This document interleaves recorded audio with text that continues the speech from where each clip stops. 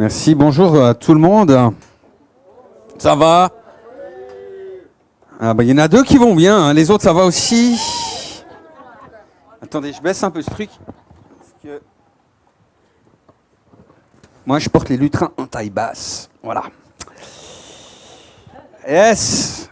Vous êtes content que les vacances soient finies? Vous êtes frais, dispo, vous êtes prêts pour affronter la rentrée, ça va? Vous êtes là en forme. Moi, je sais pas comment ça se passe pour vous, mais quand je pars en vacances, en fait, que ce soit en Europe, que ce soit plus loin, hein, c'est égal, mais il y a un moment où j'aime bien rentrer à la maison. Après, la vérité, c'est que moi, je suis pas le meilleur des exemples. Vous savez, en 2000, j'habitais à Morges et j'étais à l'école biblique. Et dans le cadre de l'école biblique, on avait une semaine d'évangélisation. Et il y a des gens qui sont partis à Nice. Il y en a d'autres qui sont partis à La Rochelle. Et moi, ils m'avaient oublié.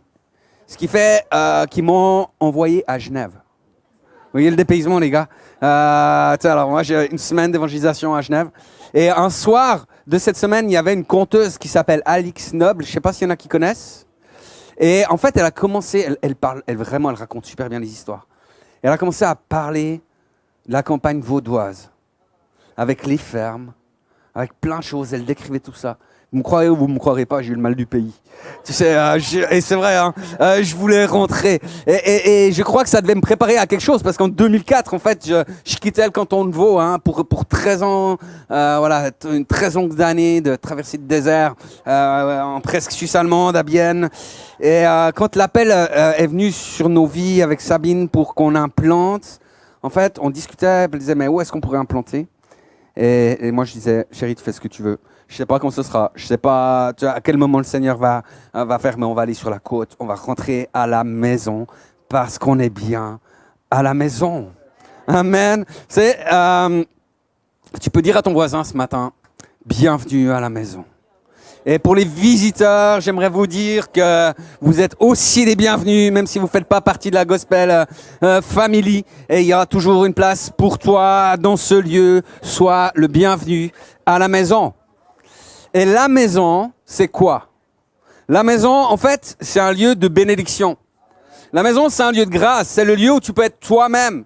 Tu sais, tu n'as pas besoin de porter de masque, tu n'as pas besoin de tout le temps sourire, etc. Tu peux être toi. Pourquoi? Parce que c'est un lieu qui est sécurisé. C'est un lieu en fait, de protection. Et c'est important, les amis, qu'on soigne notre chez nous. C'est important pour notre esprit, pour notre âme, notre corps, que la maison soit un lieu de cocooning, que la maison soit un lieu où tu sois bien, et que tu aies une famille nombreuse, ou que tu sois tout seul chez toi. Tu sais, prends soin de ton intérieur, il y en a besoin pour ta vie, et c'est vraiment important. Quand Jacob et Ésaü se sont disputés, vous savez, c'était au sujet du droit d'aînesse que Ésaü avait échangé contre un plat de lentilles. Vous connaissez cette histoire? Vous savez, Ésaü revient de la chasse et il crève de faim. Alors il dit à son frère, donne-moi à manger. Et puis Jacob va lui dire, pas de souci, je te donne à manger, je te donne ce magnifique plat de lentilles bien chaud, beurré, tout prêt, assaisonné comme il faut, à condition que tu me donnes ton droit d'aînesse. Et puis, ça voulait dire à ce moment-là que Jacob allait tout hériter. Le droit d'aînesse, c'était l'aîné donc qui héritait de toutes choses. Et en fait, Ésaü il a tellement faim qu'il va dire « Ok, c'est bon », tu sais. Et il se doute pas. Il se doute pas en fait que son frère Jacob va tromper son père. Tu sais, il va avoir l'aide de sa maman pour tromper son père et pouvoir récupérer ce droit d'aînesse. Et la Bible nous dit Ésaü éprouva de la haine contre Jacob à cause de la bénédiction que son père lui avait accordée. Il disait dans son cœur, le moment où l'on mènera le deuil sur mon père va approcher, et je tuerai mon frère Jacob. Vous êtes d'accord avec moi pour dire que pour Jacob, le foyer familial n'était plus le lieu de cocooning, de bien-être, c'était plus tellement le lieu de sécurité où il était bon de rester, tu sais. Et en fait, Jacob va devoir fuir cette maison parce qu'elle est devenue un lieu de malédiction. Et il va se rendre chez son oncle Laban. Et c'est à ce moment-là que l'Éternel va offrir à Jacob une nouvelle maison. Rappelez peut-être de cette histoire, il est en chemin. À un moment, il est dans la région de Luz. Il est fatigué, il va se coucher. Il va prendre une grosse pierre pour faire son oreiller. Donc là, c'est la preuve que Jacob avait quand même la tête dure. Et il s'endort et il va faire un rêve. Il va voir une grande échelle sur laquelle il y a des anges qui montent et qui descendent. Et la Bible nous dit qu'au sommet de l'échelle, il a aperçu Dieu. Et Dieu a commencé à libérer des promesses sur Jacob, à libérer des bénédictions. Il faut lire là, c'est vraiment glorieux. Et quand Jacob va se réveiller, il va nommer ce lieu Bethel, ce qui signifie la maison de Dieu. Et moi, j'aimerais t'encourager ce dimanche. Quelles que soient tes relations dans ton couple, quelles que soient les relations avec tes parents, avec tes enfants, avec tes frères et sœurs, avec tes oncles et tantes, le projet de Dieu, ses promesses et ses bénédictions nous sont libérés en Christ. Et Christ a fait de nous une famille. L'Église est devenue notre maison, c'est notre Bethel. C'est un lieu de grâce, c'est un lieu de faveur, c'est un lieu où on trouve la protection et où on trouve la sécurité. Et ça, c'est valable pour tout un chacun. Et c'est pourquoi la Bible dit « N'abandonnons pas notre assemblée comme c'est la coutume de quelques-uns, mais exhortons-nous réciproquement, et cela d'autant plus que vous voyez s'approcher le jour. » Et quelqu'un devrait dire « Amen » à ça. Ce matin, je vais être gentil. Je suis reposé, tout va bien. Je me suis dit, ce matin, on va prendre un texte que je pense que tout le monde connaît. Je pense même que si tu n'as jamais ouvert ta Bible, tu as déjà entendu ce texte une fois dans ta vie. C'est la parabole du fils prodigue. Et on va lire ça ensemble dans Luc 15, les versets 11 à 32.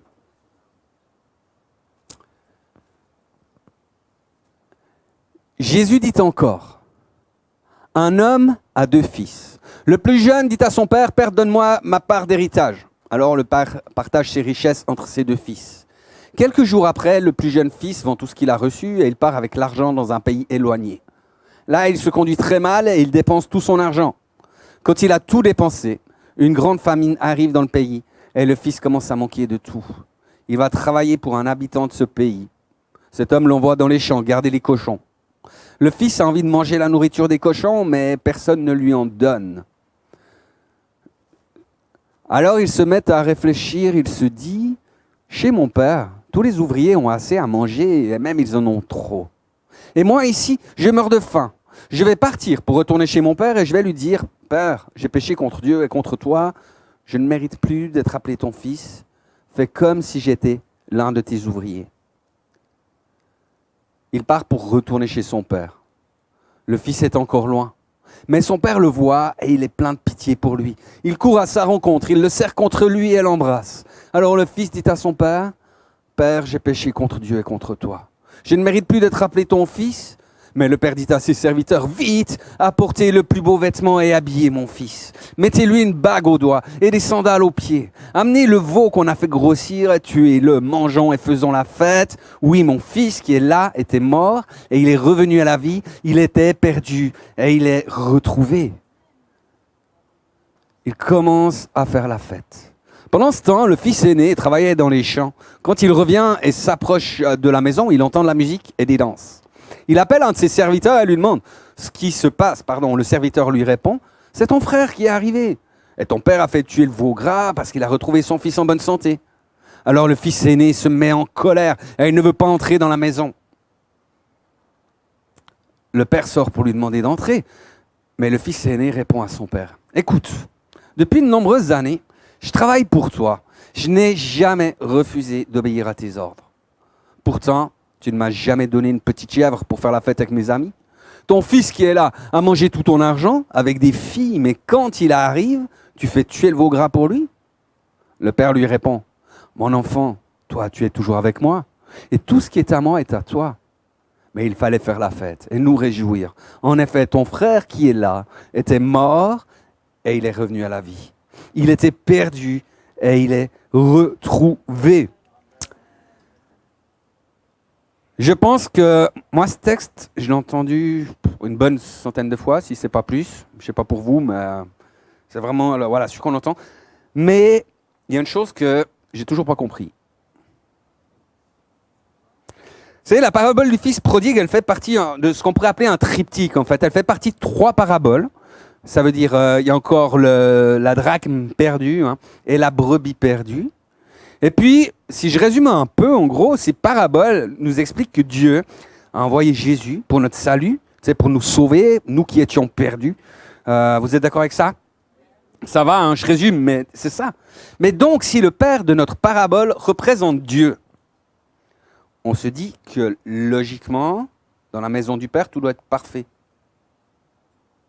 Il va de soi, dans la maison du Père, dans le royaume de Dieu, on trouve la sécurité. C'est un endroit où il fait bon vivre, c'est un lieu où il y a des miracles, où il y a plein de choses comme ça. Alors, qu'est-ce qui pousse le fils cadet à abandonner la maison du Père? De manière générale, hein, si la maison du Père représente le royaume de Dieu, pourquoi dans cette maison parfaite, avec un Père parfait, aimant et bienveillant, pourquoi y a-t-il dans cette maison deux frères qui sont si imparfaits et si charnels? En fait, moi je crois que cette parabole, elle n'est pas en train de nous parler du ciel. Parce que, vous me croirez ou vous ne me croirez pas, mais au ciel, il n'y aura plus de jalousie. On connaîtra tout parfaitement. Personne n'ira reprocher à Dieu qu'il ait honoré un frère plutôt que lui-même. Et encore, personne ne va dire à Dieu, donne-moi ma part d'héritage, je veux partir d'ici. Donc en fait, cette réalité de la maison du Père, elle ressemble plus à notre réalité terrestre qu'à la réalité céleste. Et si cette maison du Père, en fait, c'était l'Église, ça pourrait faire sens. Tu sais, la brebis perdue, il va chercher les moutons pour le ramener dans le troupeau. Ça pourrait faire sens également sur l'imperfection des deux fils. Parce que je ne sais pas si vous le savez, il y a des églises où les gens sont imparfaits. Alors les autres. Pour les visiteurs, si jamais je parle des autres. D'accord, soyez les bienvenus. Non mais on a cette pensée que dans l'église, il ne devrait jamais y avoir de difficultés. Que tout devrait être comme au ciel, c'est que l'église devrait être un endroit parfait, vu qu'elle est remplie de gens nés de nouveau, sanctifiés et matures. Amen. Hein, c'est vrai, non? Amen. Mais combien de fois j'ai rencontré des gens qui avaient quitté une église à cause de blessures vécues avec des frères et sœurs. Puis on peut dire avec des pasteurs aussi, hein, c'est pareil, c'est des frères et sœurs. Combien de fois, si on fait cette comparaison avec le fils prodigue, j'ai rencontré des gens qui avaient abandonné leur assemblée, qui errent je ne sais pas trop où, non pas à cause des fausses doctrines ou des faux enseignements, mais parce qu'ils ont été blessés dans la maison de Dieu. En fait, vous savez, on sait très bien que nous-mêmes, on est imparfaits. Mais on s'attend des autres qu'ils soient parfaits, parce qu'ils sont chrétiens. Mais vous savez ce qui va rendre notre relation parfaite ? C'est notre capacité à nous faire grâce, c'est notre capacité à nous pardonner, c'est notre capacité à ne pas retenir l'offense. Jésus a dit, je vous donne un commandement nouveau. Aimez-vous les uns les autres comme, pas moins, pas plus, comme je vous ai aimé. C'est le jour où tu meurs pour ton voisin, c'est pareil. À ceux-ci tous connaîtront que vous êtes mes disciples, si vous avez de l'amour les uns pour les autres. J'aimerais vous parler d'un homme qui s'appelle Leroy Satchel Paige. Volontiers, Simon, si tu peux afficher sa photo. C'est un joueur de baseball, en fait. Il a été intronisé en 1982-1982 pour les Belges comme le premier Africain lanceur dans la Ligue américaine. Alors moi, j'y connais rien en baseball, hein, donc voilà. Mais il paraît que c'était un très très bon lanceur. Et c'était quelqu'un qui avait une excellente philosophie de vie.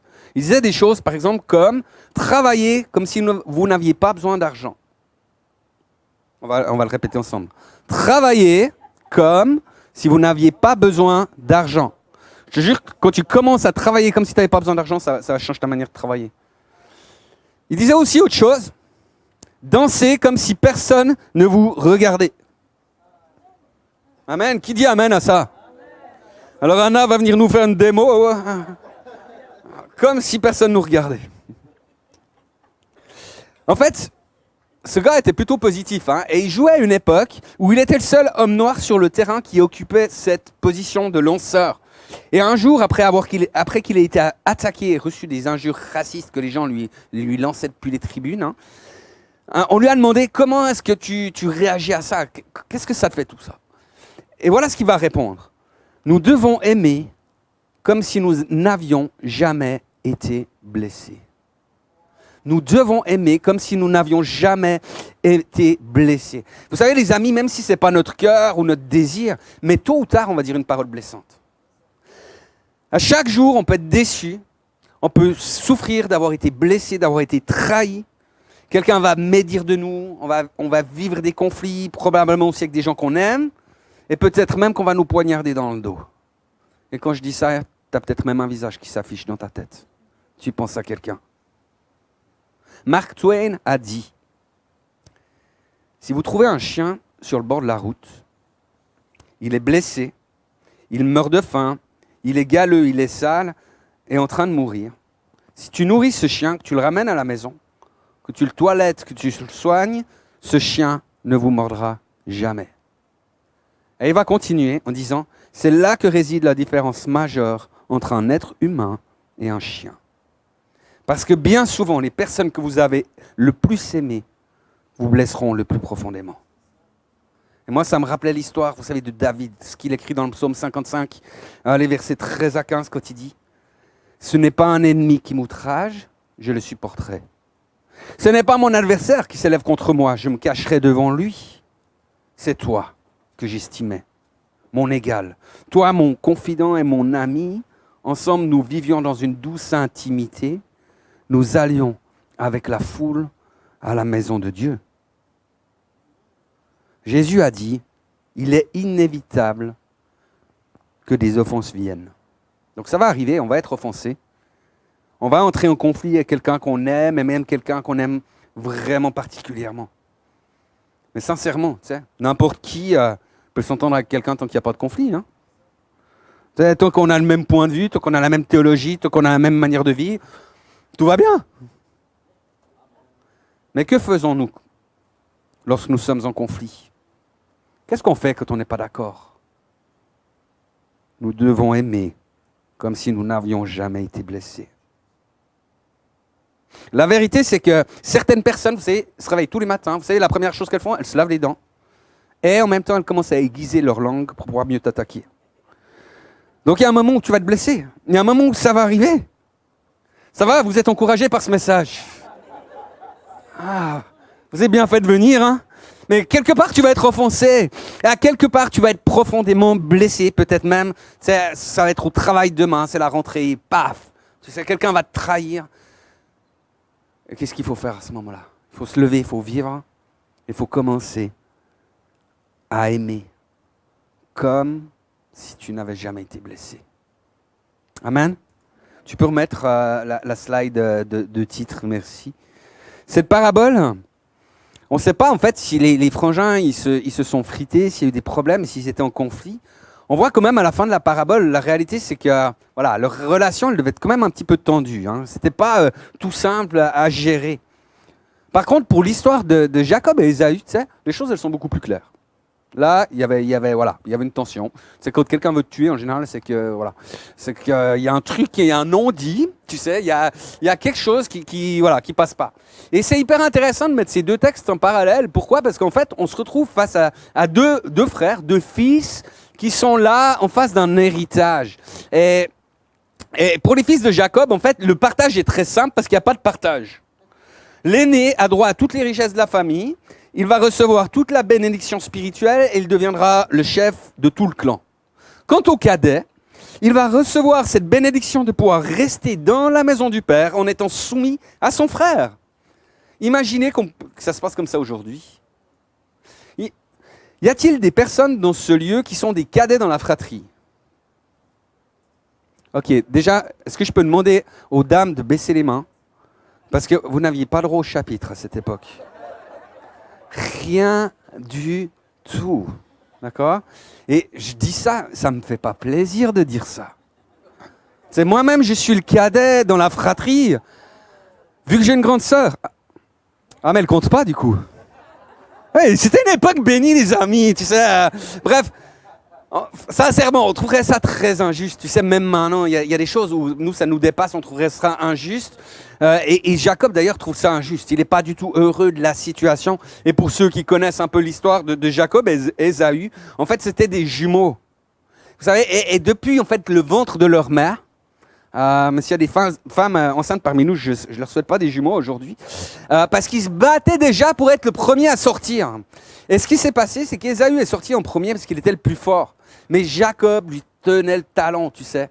Et donc, il y a une rivalité qui était là depuis toujours. Heureusement pour nous, on est dans la Nouvelle Alliance. On est dans le Nouveau Testament. Et là, le partage entre les frères se fait de manière équitable. Tout le monde doit dire Amen. Parce qu'il y a une bonne nouvelle avec ça. Il y a une bonne nouvelle qui veut dire qu'il y a une part d'héritage qui t'est réservée. Il y a des promesses qui sont là, qui sont justes pour toi. Dieu, il a un appel pour chacun d'entre nous. Il a des dons pour chacun d'entre nous. Il a une place pour chacun d'entre nous. Et personne ne peut nous la ravir. Et c'est bon de se rappeler ça, parce que tu sais, des fois, on reçoit des choses de la part du Seigneur en esprit, prophétiquement, etc. Et puis tout d'un coup, on voit que c'est comme si la place nous filait sous le nez, qu'il y a quelqu'un d'autre qui est placé. Vous avez déjà vu ça? Et des fois, dans notre cœur, on lutte. J'aimerais te dire ce matin, Dieu a une place exprès pour toi. T'inquiète pas, son timing est là. Il y a quelque chose pour toi. Il n'y a pas besoin de te méfier de ton frère ou de ta sœur. Il n'y a personne qui va te planter dans le dos. C'est normalement, dans l'église, c'est un lieu sécure. C'est un lieu où on s'aime, donc ça devrait aller. Et j'aimerais nous rappeler une chose, c'est que par la foi, c'est par la foi et la persévérance que l'on hérite des promesses. Elle a aussi quelque chose qui est important, c'est que les promesses s'héritent. Elles ne se méritent pas. Les promesses s'héritent, elles ne se méritent pas. Donc, même si tu n'as pas encore vu tout l'accomplissement de ces promesses, persévère, continue, garde la foi, il y a une part pour toi. Amen.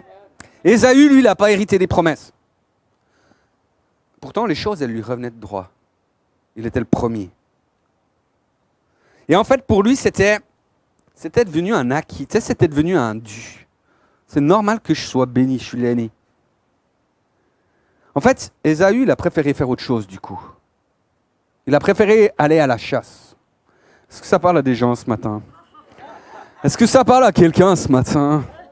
Est-ce que David, tu sens l'Esprit du Seigneur venir sur toi? Non, la chasse, c'est pas le problème, les amis. Vraiment, la chasse, c'est bien. Vive la chasse. Le problème est venu après la chasse. Ça arrive pour d'autres choses. Le problème est venu après la chasse, lorsqu'il a commencé à échanger son droit d'aînesse contre une assiette végétarienne. C'est l'erreur de fou, je suis en forme ce matin, vous m'en voulez pas, c'est la rentrée. Mais plus sérieusement, quand tu es prêt à échanger ton héritage, vraiment ce droit d'aînesse, c'est tout l'héritage, quand tu es prêt à échanger tout ton héritage contre un plat de lentilles, tu démontres quand même la valeur que tu donnes à l'héritage. Et en fait, Jésus nous a dit, là où sera ton cœur, là sera aussi ton trésor. Il y a des gens, et je veux choquer personne, mais il y a des gens qui n'hériteront de rien, tout simplement parce qu'ils n'accordent pas de valeur aux promesses de Dieu. Ils préfèrent investir leur temps, tout ce qu'ils ont dans des choses éphémères plutôt que dans le royaume. Pour le fils aîné, il a reçu sa part d'héritage. Et tu sais, quand on lit cette histoire, on se dit, le fils aîné, il est quand même plus sage que son frère qui va dilapider tout bêtement. Vous êtes d'accord avec ça? Mais en fait, il fait quoi si on réfléchit un peu? Réfléchissons. Si cet héritage correspond aux grâces de Dieu pour nous, que ce soit aux dons spirituels, que ce soit un appel sur nos vies, etc., que fait-il de cet héritage? Rien. Rien de rien. Ça veut dire qu'il ne va pas entrer dans son appel. Ça veut dire qu'il ne va pas exercer les dons. Il ne dilapide pas la fortune, mais il ne la fait pas du tout fructifier. Et s'il continue dans ce fonctionnement, on peut se faire une petite référence à la parabole des talents, mais tout lui sera retiré. Et bien qu'il soit l'aîné, et y a-t-il des aînés parmi nous? Bien qu'il soit l'aîné, ce fils a le comportement d'un enfant. Dans Galates 4, verset 1, on peut lire Aussi longtemps que l'héritier est enfant, je dis qu'il diffère en rien d'un esclave, quoi qu'il soit le maître de tout. Et c'est exactement ce que vit ce fils aîné dans la parabole. Parce qu'il est là dans la maison, il agit comme un serviteur, et même il va dire à son père, je travaille pour toi et je n'ai jamais refusé d'obéir à tes ordres. Et la réalité, c'est que l'immaturité, les amis, elle conduit toujours à la jalousie. Ça va? C'est toujours avec moi? Le fils cadet, lui, va recevoir sa part d'héritage et il a utilisé ses dons. Si on reste dans cette même dynamique, on ne peut pas dire qu'il n'a rien fait de son héritage. D'accord? La parole nous dit qu'il a dilapidé sa fortune. Et c'est quoi le problème du fils cadet? Le fils cadet, il va servir en dehors de la maison.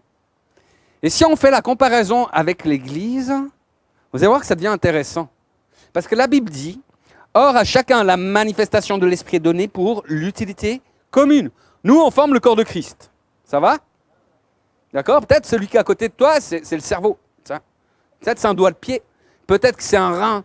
Peut-être que... Mais on est le corps de Christ. On a besoin des uns des autres. Et Dieu va libérer ses dons, ses grâces, ses ministères sur l'ensemble du corps afin qu'on soit en bénédiction les uns pour les autres. D'accord? Et on vit cela. Donc, jusque-là, ça va. On est tous d'accord. Mais là, on fait quoi de tous les ministères qui exercent en dehors de la communauté? Il y a plein de ministères comme ça. Mais il y a les évangélistes, plus simplement. Il y a les missionnaires. Moi, j'ai été pasteur de rue. Un pasteur de rue, c'est dans les rues. Comment ça se passe pour eux? Et en fait, ce qui est intéressant, au verset 30, le frère aîné va dire, en parlant de son frère cadet, il va dire, quand ton fils est arrivé, celui à qui a mangé tes biens avec des prostituées. En fait, ce propos n'engage que lui, parce qu'il n'était pas là pour savoir ce qui se passait. Donc, c'est un peu du vite fait. Mais ça nous révèle quand même deux choses. La première, il y a l'infidélité du fils. Tu sais, en général, tu dis que quelqu'un va aux prostituées, voir des prostituées, c'est qu'il est infidèle à quelque part. Donc il y a cette infidélité-là du fils parce qu'il est loin de la maison, il est dans un pays étranger, un pays lointain, et son cœur n'est plus connecté avec la maison du père. Et le fils aîné, il dit une chose qui est hyper intéressante, c'est qu'il dit « Celui qui a mangé tes biens ». Et en général, les amis, faites ce que vous voulez, mais quand quelqu'un commence à penser « c'est mon appel, ce sont mes dons, c'est mon ministère, je l'exerce comme je veux, je fais ce que je veux, je dois rien à personne ». En fait, quand quelqu'un n'a plus la relation avec la maison, qu'il n'y a plus l'échange, qu'il n'y a plus la redevabilité, qu'il n'y a plus de lien, il n'y a plus de fidélité avec la maison, la personne, elle est en train de dilapider les dons qu'elle a reçus. Et tôt ou tard, les choses vont s'arrêter. Soit elles vont s'essouffler d'elles-mêmes, elles vont commencer à disparaître, ou bien alors, il y aura une tempête, il y aura un temps difficile, et là, ça va s'arrêter net. Et je suis sûr que si on faisait un petit peu le tour, je suis sûr que plusieurs pourraient parler de ministères, de choses qui se sont arrêtées, qu'ils ont connues, puis que tout d'un coup, on n'entend plus parler. C'est vrai, c'est pas vrai? Ce que j'aime, par contre, dans l'exemple de Jacob, alors c'est pas les moyens qu'il a utilisés pour arriver à avoir l'héritage, mais c'est son zèle qu'il a pour cet héritage. Lui, il ne devait rien avoir, il a tout eu à la fin. Tellement qu'il avait un cœur, c'est pour cet héritage. Il considérait la valeur des choses. Et en fait, quand plus tard, il reviendra de chez Laban, il se retrouvera à Péniel et il va lutter contre l'Éternel. Il va lutter contre l'ange de l'Éternel. Mais quand la parole de Dieu nous parle de l'ange de l'Éternel, c'est l'Éternel lui-même. Et en fait, il va dire à l'ange, « Je ne te laisserai pas partir avant que tu m'aies béni. » Et à ce moment-là, Jacob va hériter d'un nouveau nom. Jacob, ça voulait dire celui qui agrippe le talon. Tu sais, et il va se faire appeler Israël. Et ça va être le père d'une grande nation. Il héritera des promesses. Et moi, ce matin, je ne sais pas où tu en es avec ton héritage. Je ne sais pas où tu en es avec les promesses de Dieu pour toi, avec l'appel qu'il a pour ta vie, avec les dons spirituels qu'il veut te donner. Et peut-être que tu t'es reconnu dans l'attitude de l'un de ses héritiers. Tu avais commencé la route plutôt comme il faut, mais tu constates que Tu sais, au fur et à mesure des années, tu as un peu dévié du chemin. Et il y a peut-être des choses qui tournent dans ta tête ce matin. Et vous savez, la réalité, c'est qu'on peut réagir comme Ésaü, qui lui n'a pas voulu changer de ligne, qui lui a médité dans son cœur de mauvaises choses et il s'est endurci. Et le pire, c'est qu'il s'est endurci contre la volonté de son père. Si vous connaissez un peu l'histoire, Ésaü va prendre des femmes cananéennes, parce qu'il avait entendu Isaac dire à son frère, prends surtout pas des femmes cananéennes. Voilà, c'est une malédiction. Eh bien, tu peux réagir ce matin comme le fils prodigue, qui méditait dans son cœur la surabondance de grâce qu'il y avait dans la maison du Père. Et s'il y a une clé dans cette parabole, c'est peut-être lié à ton lapsus, c'est la repentance. C'est la clé de toute chose. C'est lorsque, à la Pentecôte, Pierre va faire son discours, il dira à ses auditeurs, repentez-vous donc et convertissez-vous pour que vos péchés soient effacés, afin que des temps de rafraîchissement viennent de la part du Seigneur. Donc non seulement la repentance libère le pardon, et des fois quand tu as besoin de pardon, tu sais, ça fait une grosse différence. Mais la Bible nous dit qu'elle libère aussi des temps de rafraîchissement de la part du Seigneur. Est-ce que quelqu'un dit, j'ai besoin de cela ce matin? Peut-être as-tu besoin de te convertir.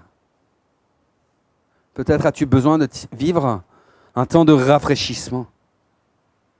Peut-être que ton besoin, c'est de pouvoir te reconnecter à la maison ou de vivre le pardon de Dieu. Et je donne un spectre un petit peu large ce matin, et c'est volontaire, c'est voulu. Pourquoi? Parce que je ne crois pas que Dieu veut nous exposer. Mais peut-être dans la réalité cet été, tu t'es relâché. Et tu t'es fait avoir, tu as commencé à commettre des péchés que tu ne faisais plus. Et peut-être qu'aujourd'hui, tu as besoin de recevoir le pardon du Père. Peut-être que tu as juste besoin d'être rafraîchi parce que tu t'es égaré. Et tu es loin de la source. Et que ce matin, tu as besoin de venir pouvoir puiser à l'eau vive, à l'eau que le Seigneur veut nous donner. Peut-être que dans ton cœur, tu as négligé la maison. Tu as oublié que c'était un lieu de bénédiction, un lieu de grâce. Et que même tu as parlé mal contre la maison, mal contre les choses que Dieu veut te donner dans cette maison. Et que tu as besoin de te reconnecter. Et peut-être que ce matin, tu as juste besoin d'hériter la vie éternelle. De pouvoir dire à Jésus-Christ, je t'accepte, je t'accueille comme mon Sauveur et mon Seigneur. Et s'il y a des choses qui bouillonnent en toi ce matin, j'aimerais juste pouvoir t'inviter à te lever ce matin, ici, maintenant. C'est le Père qui est en train de parler à ton cœur. S'il y a quelque chose qui est en toi, tu dis, mais oui Père, moi j'ai besoin de cela. Je t'invite juste à te lever maintenant. Vous savez, le fils prodigue, il avait honte de lui. Mais il était prêt à assumer ses erreurs. Quand il s'en va vers le Père, il dit, mais considère-moi alors juste comme un serviteur. Je reconnais que je me suis trompé. Mais le Père est venu vers lui. Le Père a couru à sa rencontre. Et vous savez, dans les bras du Père, il n'y a aucun rejet. Il n'y a personne qui devient un fils indigne. Il n'y a personne qui est un fils illégitime dans la maison du Père. Il nous accueille tous, il nous dit, mais bienvenue à la maison. Et ce matin, ce temps est pour toi, et vraiment, moi je veux prier. Donc, si ce matin, tu as besoin de recevoir cette nouvelle filiation de la part du Seigneur, que tu as besoin de recevoir ce nouvel attouchement de la part de Dieu, je te dis, mais lève-toi maintenant, et on veut prier. Alléluia, Jésus. Oh la babayana kashana masan. Oh la bababasan. Je vais inviter le groupe louange à pouvoir venir aussi ici. Merci Jésus. Seigneur, on veut venir devant toi, on veut crier, Papa, ce matin on rentre à la maison. Ce matin, Papa, on rentre à la maison, on revient auprès de toi. Merci parce que Seigneur, tu nous accordes ta grâce ce matin. Merci parce que tu veux bénir, tu veux couler sur toutes celles et ceux, Seigneur, qui viennent devant toi, qui reconnaissent qu'ils ont besoin d'être touchés par toi, qu'ils ont besoin de bénédiction de ta part. Seigneur, tu ne retiens pas de ta main, Seigneur, et tu accueilles tout un chacun. Merci parce que ce matin, Seigneur, tu nous dis, mais je fais un nouveau départ avec toi. Je veux donner un nouveau départ à ta vie, de nouvelles promesses sur ta vie. Et Seigneur, merci parce que ce matin, il y a une occasion qui nous est donnée, c'est de recevoir la grâce, l'abondance de grâce, c'est de recevoir un anneau ce matin qui dit, mais tu es le Fils de Dieu, tu es la fille du Dieu très haut. Et Saint-Esprit, en ce jour de rentrée, moi je te prie que tu puisses nous unir, de manière à ce qu'on soit une vraie famille devant toi, que nous soyons un lieu de bénédiction, un lieu de grâce, un lieu, Seigneur, où on peut être en sécurité, où on peut se faire confiance les uns les autres, où les mauvaises paroles, Seigneur, sont brisées et où il n'y a aucune accusation, Seigneur. Merci de pouvoir nous sanctifier, Seigneur, par ta parole. Merci de pouvoir nous sanctifier, Seigneur, esprit, âme et corps. Et vraiment que tu puisses nous donner ta puissance par le Saint-Esprit, afin que nous fassions tes œuvres, Seigneur, et que nous devenions les témoins de Jésus-Christ. Seigneur, je te prie de nous garder unis en toi, que nous puissions nous aimer les uns les autres, Seigneur, comme toi tu nous as aimés, que nous soyons bénédiction les uns pour les autres, et que les gens, Seigneur, puissent voir Christ en nous. Merci Père, merci pour la maison que tu nous donnes, merci pour la famille que tu nous donnes. Est-ce qu'on peut se donner les mains, frères et sœurs? Est-ce qu'on peut demander au Saint-Esprit de nous unir ce matin, de faire une œuvre spirituelle au milieu de nous, que nous entrions pas dans cette rentrée comme des orphelins qui n'ont pas de maison, comme des gens qui sont des chrétiens sans domicile fixe. On veut briser ces mensonges de sans domicile fixe, briser les mensonges de l'indépendance. Seigneur, on te prie pour que nous puissions être un autel, un sacerdoce saint, Seigneur Jésus, sur lequel ton esprit descende, sur lequel ton feu descende, et que ta gloire, Seigneur Jésus, soit manifestée au travers de cette maison que nous formons. Que tu puisses toucher les gens qui sont en ligne avec nous ce matin, que tu puisses les bénir, les renouveler. Seigneur, qu'ils puissent aussi trouver un lieu où poser leurs valises, un lieu où poser leur tête. Seigneur, merci de libérer ta bénédiction, ta faveur et ta grâce. Et Saint-Esprit, que tu puisses agir parmi nous par des signes, par des miracles et des prodiges. Alléluia, Jésus. Oh la bayarra karabashana maso la dabasa. Élevez votre voix, Église. Oh, c'est bien, élevez votre voix, chantez en langue ce matin. So la baba. Le Seigneur veut agir ce matin. Oh la baba yana kasho la baba. Oh la baba sana maso lodoyo. Il y a plusieurs personnes ce matin qui remarquent qui ont des profondes blessures en eux, qui ont reçu des blessures de la part de frères et de sœurs dans la maison, qui ont reçu des blessures de la part de pasteurs. Et ce matin, le Seigneur veut toucher ton cœur. Le Seigneur désire tellement que tu puisses être guéri, que tu puisses marcher d'un cœur léger. Et ce matin, si c'est ton cas, je t'invite juste ce matin à dire: Saint-Esprit, je pardonne. Saint-Esprit, donne-moi d'aimer comme si j'avais été jamais blessé. Saint-Esprit, fais cette œuvre en moi. Le Seigneur veut toucher des corps ce matin. Je voyais quelqu'un qui avait des problèmes de sciatique ce matin. Le Seigneur est en train de le toucher. Il y a des gens qui ont des infections, qui ont une infection au sang. Je voyais ça, le Seigneur me montre dans l'esprit, je ne sais pas si c'est ici, c'est sur les réseaux, mais quelqu'un qui a une infection du sang, et le Seigneur est en train de purifier ton sang maintenant par son sang à lui. Il y a quelque chose, il y a une grâce qui se fait ce matin dans ta vie. Reçois, accepte simplement. Oh, quelqu'un est inquiet à cause il y a un gros problème qui lui est tombé dessus la semaine passée. Et il y a une forte inquiétude qui est là sur ta vie. Et le Seigneur te dit: mais t'inquiète pas, j'ai déjà tout géré. Et tu vas voir que dans les prochains jours, alors que la chose semblait comme arrêtée, bloquée, tu vas voir que tout va s'ouvrir, que ça va aller dans un autre sens. Et tu vas être étonné. Tu vas voir la faveur de Dieu sur ta vie. Oh, élevez vos voix, Église, élevez vos voix. Adorons, le Seigneur aime quand on l'adore. Il règne au milieu des louanges sans peuple. Oh,